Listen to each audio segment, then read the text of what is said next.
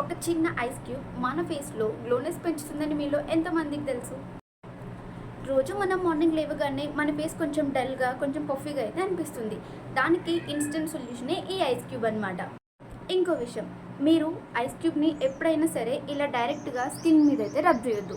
ఎందుకంటే ఇలా రబ్ చేయడం వల్ల మన స్కిన్ మీద ఉన్న సెన్సిటివ్ సెల్స్ అనేవి డ్యామేజ్ అయ్యే ఛాన్స్ అయితే ఉంటుంది. సో అందుకే ఎప్పుడైనా ఐస్ క్యూబ్ని అప్లై చేసుకునే ముందు ఇలా ఒక కాటన్ క్లాత్లో అయితే తీసుకొని స్కిన్ మీద అప్లై చేయండి. ఈ కాటన్ క్లాత్ అనేది ఒక బ్యారియర్ లాగా పనిచేసి స్కిన్ సెల్స్ అనేవి డ్యామేజ్ అవ్వకుండా హెల్ప్ చేస్తుంది. ఇలా ఐస్ క్యూబ్ని ఫేస్కి రబ్ చేయడం వల్ల బ్లడ్ సర్క్యులేషన్ అనేది పెరుగుతుంది. దీనివల్ల స్కిన్కి న్యాచురల్గానే గ్లో వస్తుంది. అండ్ మన ఫేస్ మీద ఉండే ఓపెన్ పోర్స్ని ఇది టైట్గా అయితే చేస్తుంది.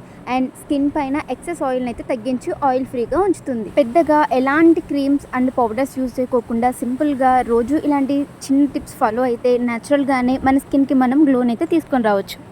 కొంతమందికి సెన్సిటివ్ స్కిన్ ఉంటుంది. జస్ట్ ఒక్కసారి ఎంత ఐస్ క్యూబ్ అయినా సరే ఒక ప్యాచ్ టెస్ట్ లాగా అయితే ట్రై చేసి చూడండి. మంచిగా అనిపిస్తే అప్పుడు కంటిన్యూ చేయండి. ఇలా 2 to 3 మినిట్స్ అప్లై చేసుకున్న తర్వాత ఒక 5 మినిట్స్ ఆగి వెంటనే ఫేస్ వాష్ చేసుకోవచ్చు. రోజు ఇలా చేయడం వల్ల సింపుల్ ప్రాసెస్లో మన ఫేస్లోని గ్లోనెస్ అయితే మనం పెంచుకోవచ్చు అనమాట.